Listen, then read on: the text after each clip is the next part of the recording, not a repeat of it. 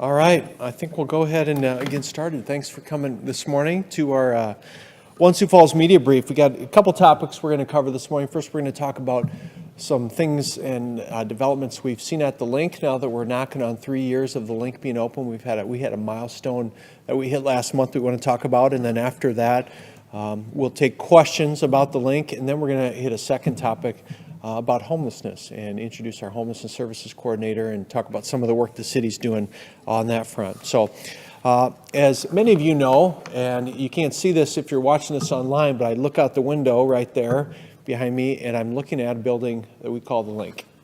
And the Link is called the Link because it is there to link people to services that they may need. Those struggling with addiction, mental health challenges, substance abuse challenges. And the Link has been open for nearly 3 years now. And I'm going to give kind of just some real broad statements and comments, but Dr. Ronald Place is with me. He's the CEO of Avera McKenna. He's going to talk a little bit about some of the specific successes, but also maybe some of the opportunities that we still have with the Link as we move forward. One thing, though, that has been big in the last month is we passed 10,000 triages, what we call triages or encounters, since the Link has been open. So 10,000 times someone has walked through the doors of that facility needing help. Some people have walked through there multiple times. Some have just come one time because they were experiencing some sort of issue around chemical dependency or around mental health challenges or addiction issues. The Link has been, in a lot of ways, a tremendous success for this community, and also in a lot of ways, a true startup, where I think of back to my private sector days running a startup business, and I think of the Link as a startup. We're learning stuff. We're learning what's working, what isn't working. We're learning about staffing. We're learning about our community and where some of the big needs are.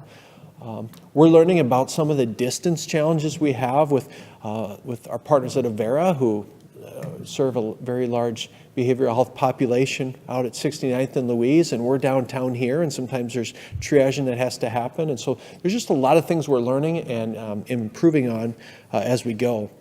But as you've heard me mention already, collaboration has really been the key to the Link. The Link would not be open and would not be running and would not be serving 10,000 encounters without the collaboration. And that collaboration is really a four-headed, I'll call it a monster, but it's the Minnehaha County and their health and human services teams. It's the city of Sioux Falls. It's the team at Avera McKenna, and it's the team at Sanford. And I'll tell you, there's a few things that I can get Sanford and Avera to come together on, and the Link has been one of them. And I think that has been because the need is not any one specific system's responsibility. The need is a community need. And so the community has banded together on this. We've also had really good support and partnership in 3 years from the Helmsley Charitable Trust. Scott Johnson with the Helmsley Charitable Trust is our 5th board member.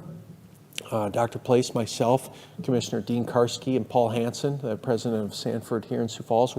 We're 4 board members, and then Scott Johnson is our 5th board member. And so we always have appreciated the support from Helmsley as well. Running a facility like the Link is not easy. It's very, very hard, actually. And it's hard for all the reasons you would think it would be hard. The people that come through that door are at some very difficult spots in their life. And you can see even on the screen as we're sharing some video right now, picture that room being filled with people who they need to sober up. Our cops have maybe brought them there because they were found on the streets and needed some help. Maybe they've self-presented and just said, I'm sick of living this lifestyle. And so before, when we had detox and sobering at the jail, we were providing a similar service, but not in kind of a medically managed facility like this. And no offense is meant by the way detox and sobering was handled in the past, but this is a very humane environment. We're not taking people to jail. And they weren't going to jail before, but they're going to jail facility. And that can trigger people, okay? When they get brought into the Sally Port to go to sobering and detox. That's the same place you go when you were going to get arrested and put in jail. And so now when people can come to the link, we treat them with just a lot of humanity and love and care in hopes that we can get people the help they need. So there's obviously a homelessness connection to this work, which I'll talk about in the second half of our presser with when I introduce Michelle Treasure. But there's two people, really important people, really three that I'll call out today that are here with us. I'm going to turn it over to Dr. Place here in a minute. He's the CEO at Avera McKinnon. But we also have Julie with us. Julie, you can wave over there. Julie's our nurse manager at the link. She's the boots on the ground leader over at the link. And Julie has a very challenging job, but she's also very called to this work. And so if you have questions after this on really specific tactical things that happen over there, Julie's your lady on that. And then Kelsey Sharda is here. Kelsey, yeah, there she is. Kelsey is with Avera, and she is our first line of defense on the Avera McKinnon team with BH, who helps oversee this and some of other of Avera's behavioral health services. So with that, I'm going to turn over to Dr. Place to talk a little bit more about the link and Avera's connection as our contracted service provider that's running that facility. Dr. Place? Super, thanks, sir. Well, good morning, everyone. It's really a pleasure to be here. We're thrilled to see the link successfully operate, as the mayor has already indicated.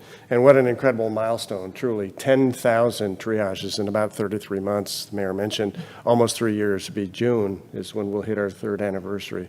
So great work. I also thank the leaders and staff who've lived out the values of the link. And it starts with compassion, as the mayor already mentioned. It's really a promotion of hope for people in situations that appear hopeless to them. The second value is one of safety. Can we treat people in a way that's secure and they can feel safe? But most importantly, third, it's a value of respect, the essential human dignity that every single person has. And as opposed to some sort of character flaw, can we look at people who are suffering from a disease that's often ignored by the rest of society? And by doing all that together, can we help them in their personal journey? Mayor Paul also mentioned that the facility is changing lives daily. To think that the normal place, if you're intoxicated or having some substance abuse problem, is to be taken to jail, not to be placed in jail, but to be taken to jail and what that feels like, has to be taken to another area. And here's the ramification of that. 35% of the individuals who come to the link in the past would have been taken to jail. And the majority of them would have had some sort of drug charge. And in fact, the numbers of drug charges in the city of Sioux Falls has dropped from in the neighborhood of 300 a month to about 20 a month, in large part because it's just people who are intoxicated. And now they go somewhere else. The second place they otherwise would have gone is to the Sanford or Avera emergency departments. And in fact, about 13% of them would have gone there. Not that they needed emergency care, they would have just self-selected, well, I don't know where else to go, I'll go there.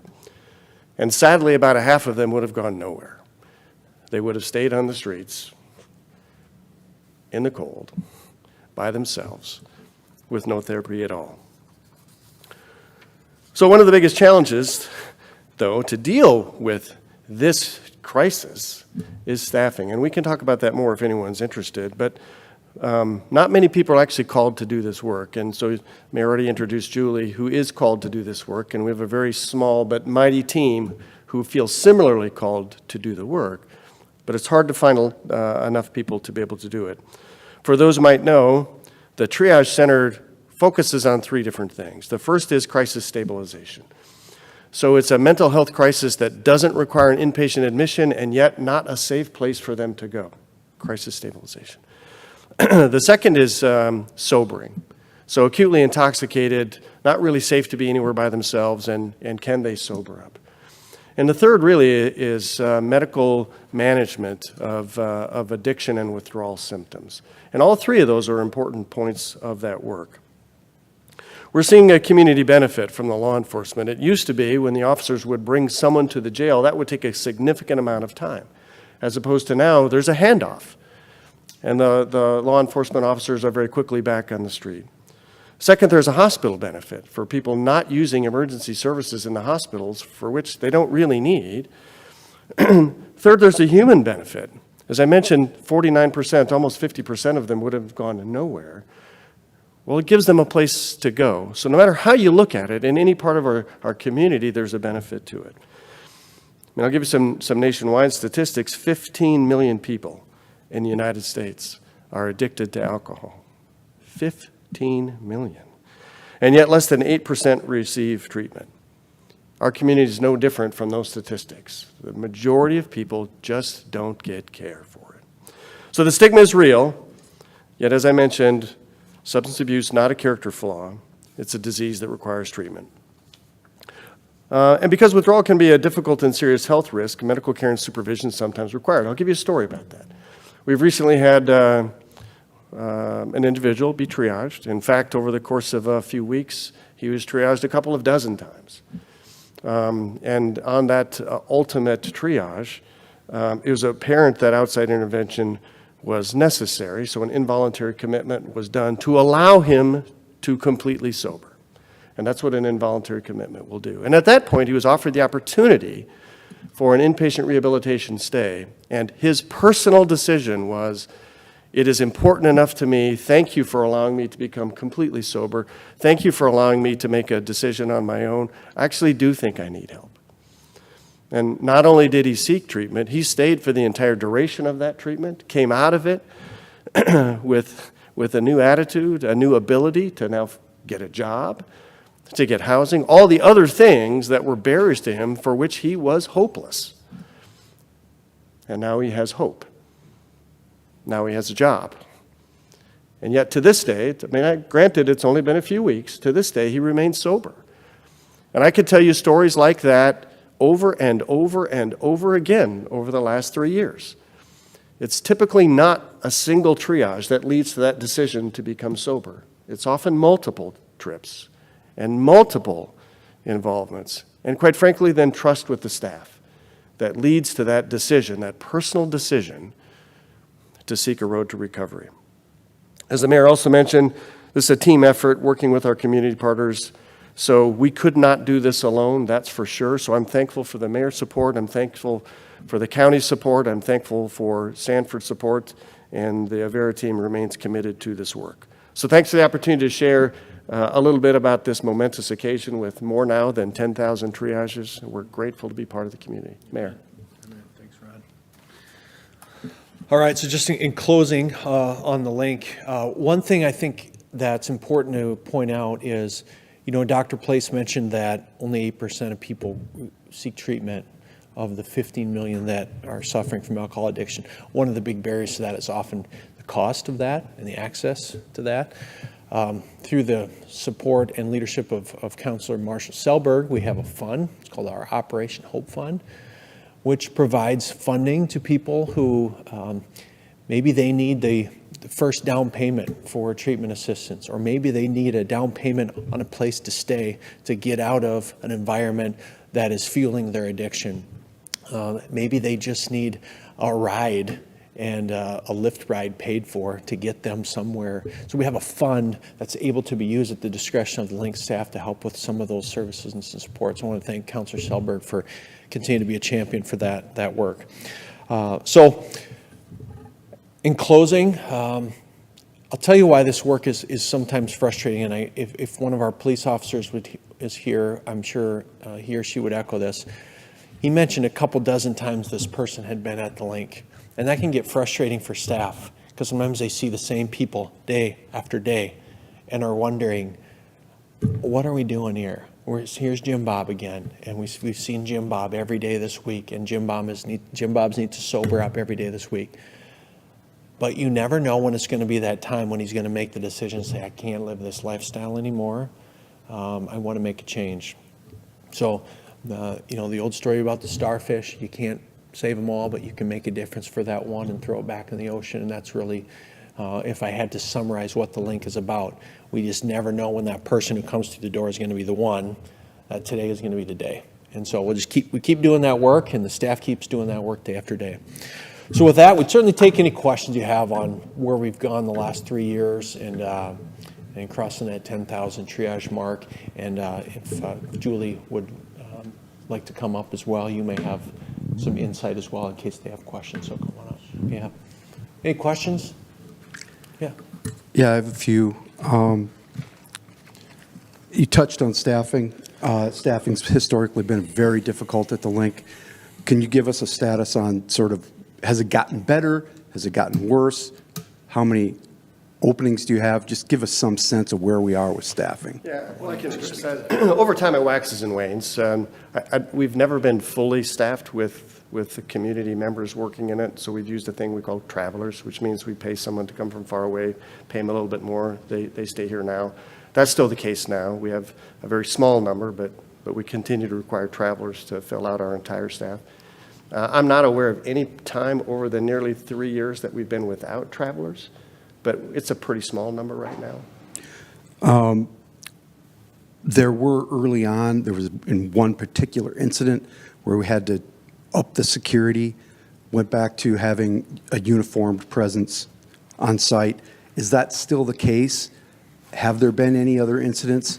And do you see any opportunity or any point in the horizon where you could not have the uniformed person there? Because that is a point of discussion in terms of triggering, as you mentioned with the jail, just having a uniformed person there. Is that ever going to change? And have there been any further incidents?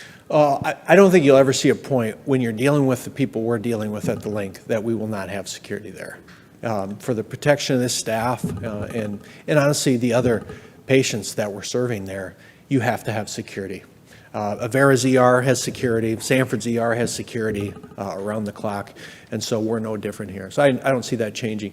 The incidents, violent incidents are few and far between. We had one pretty tough incident maybe a year ago, it was, but pretty minimal since that point. And these are security officers, but they're not cops. They're not fully, garbed out with all the bulletproof vests, and they're security. The same people you'd see if you go to Dillard's right now, and they're sitting at the exit of the door.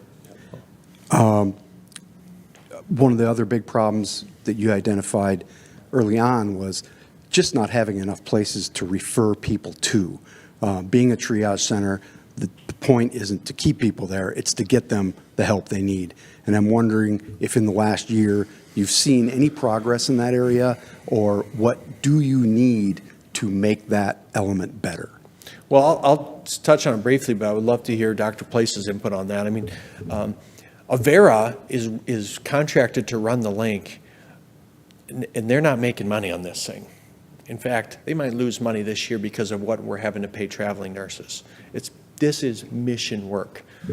So to get people who want to enter into the BH space, it's challenging because this is not orthopedics or surgery.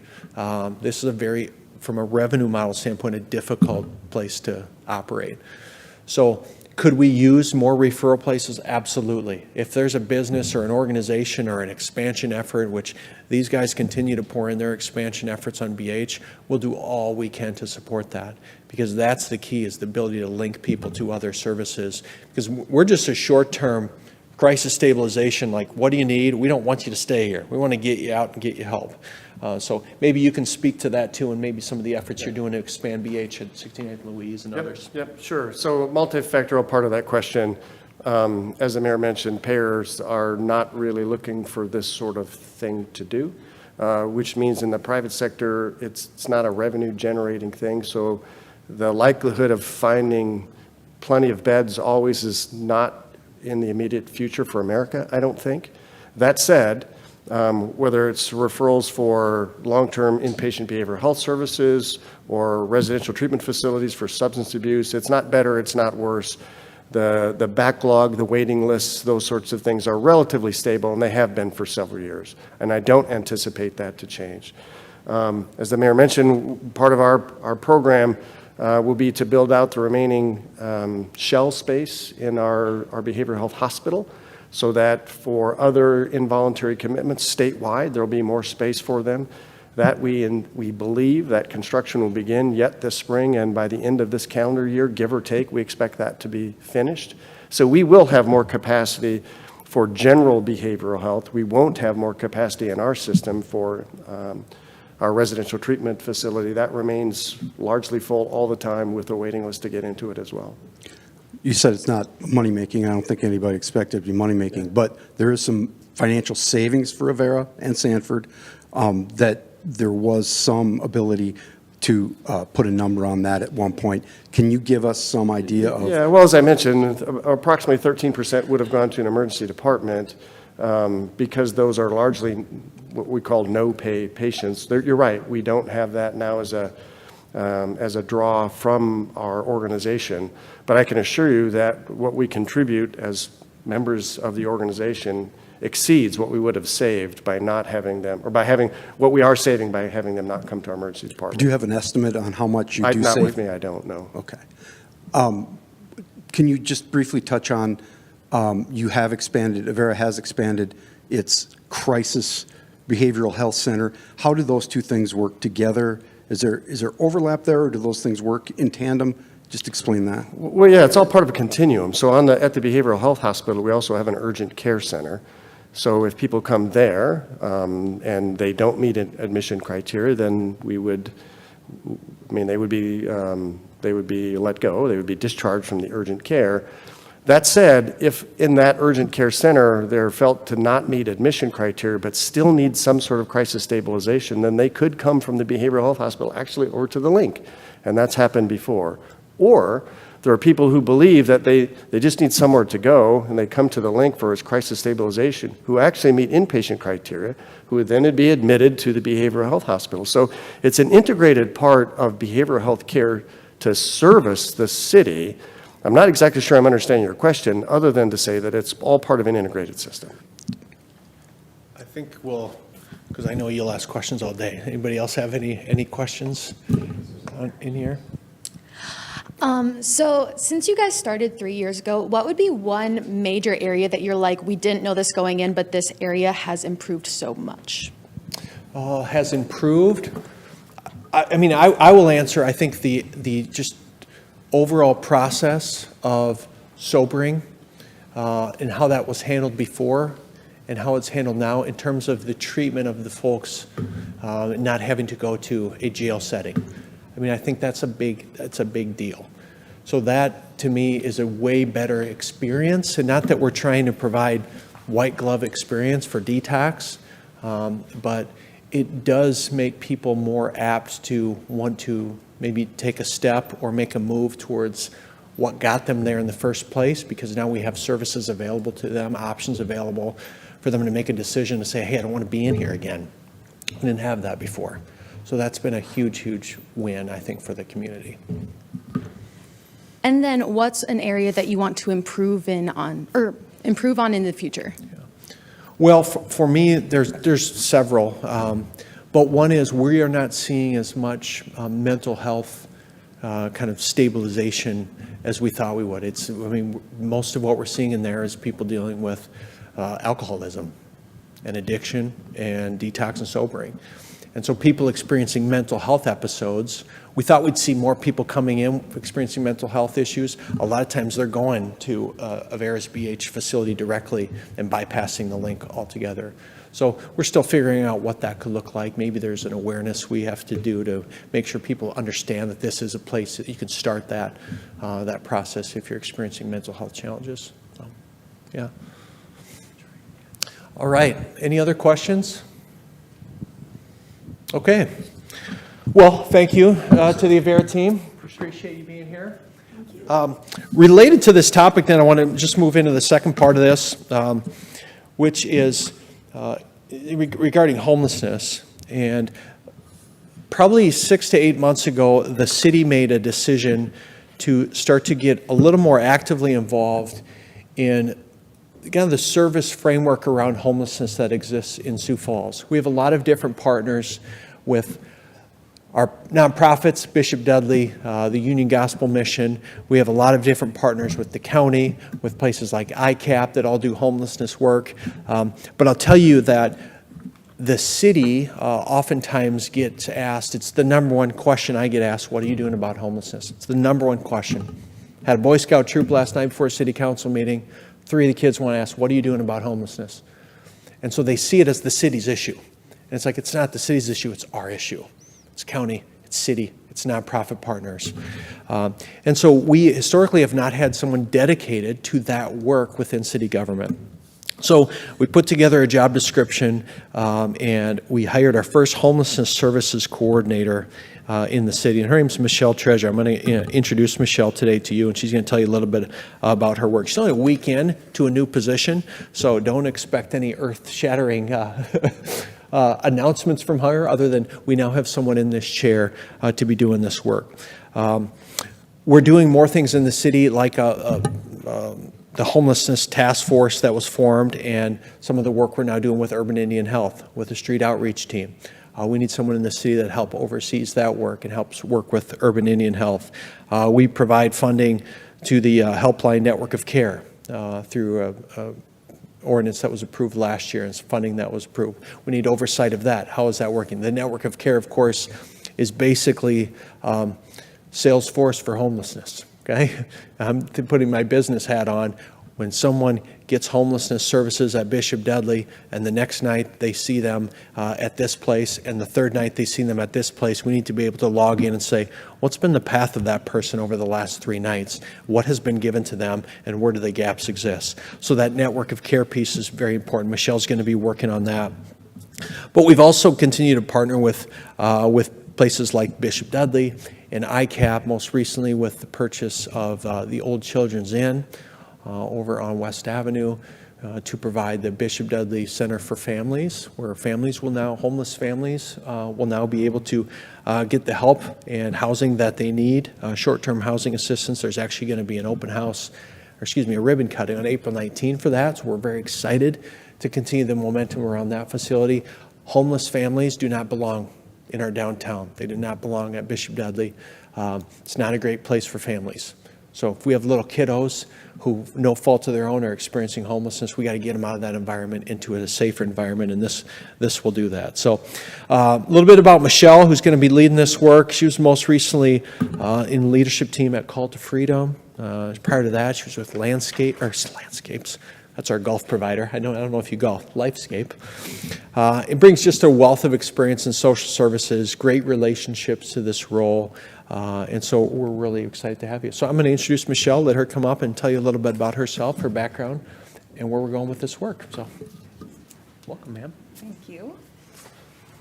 Hi, hello. As Mayor Paul said, my name is Michelle Treasure. I started my social service journey 15 years ago working with Children's Care Hospital and School, which then merged into Lifescape. And like Mayor Paul said, most recently in leadership position at Call to Freedom.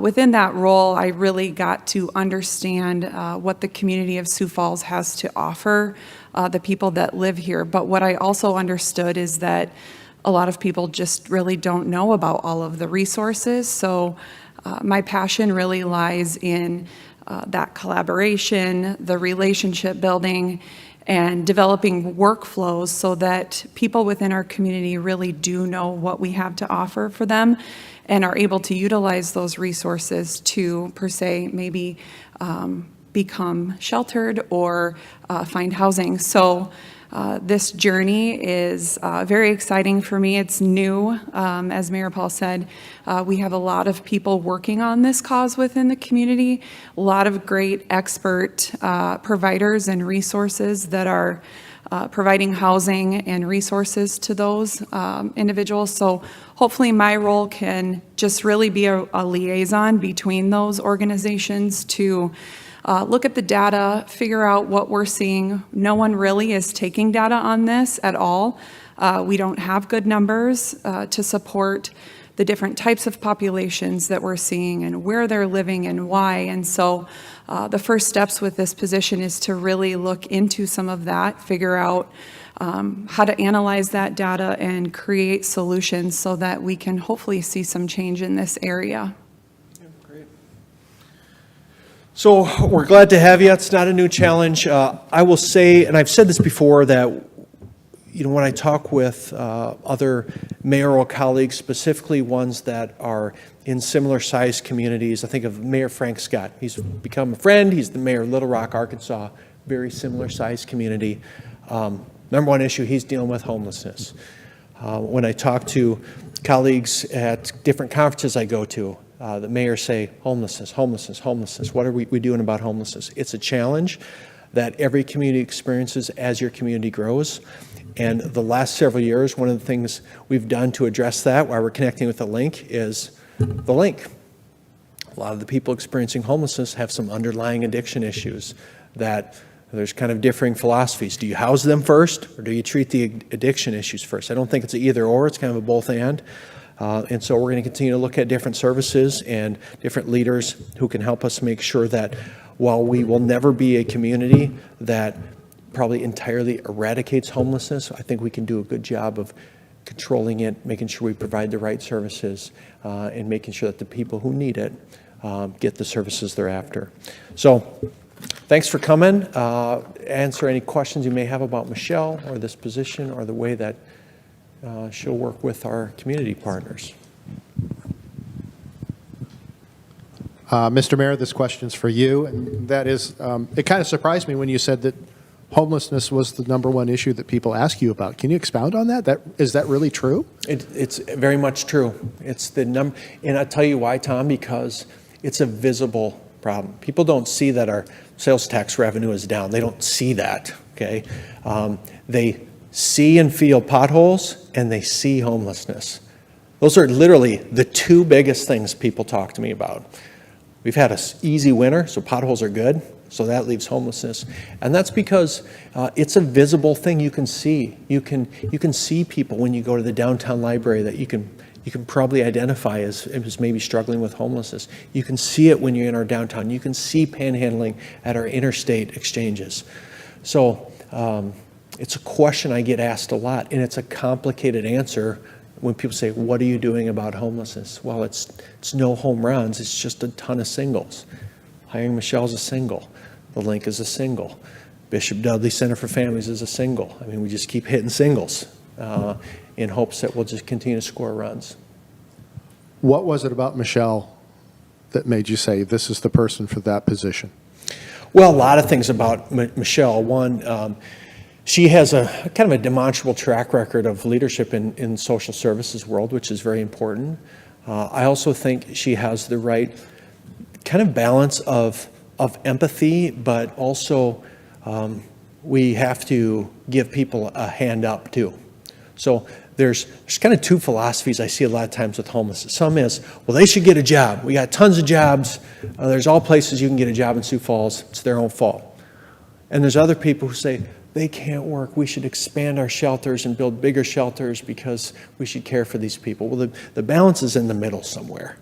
And I think you need someone like Michelle who's worked with some challenging populations and kind of knows what that balance should look like. And the other thing with Michelle is she has a lot of existing relationships with our other nonprofits in this community. They know her name, and she has a good track record with them, and that's very important.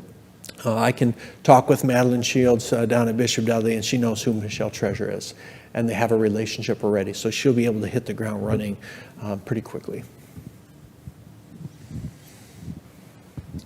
Any other questions? You, some time ago, maybe a year ago, you said when we were talking that the city could use 2 or 3 more or however more safe houses. And Commissioner Karski's here, and the safe house that we had, he's told me it's very successful, breaks even, makes money. Is there any discussion about expanding now that safe home concept to some other sectors, whether it's homelessness? Or it would certainly be part of that discussion.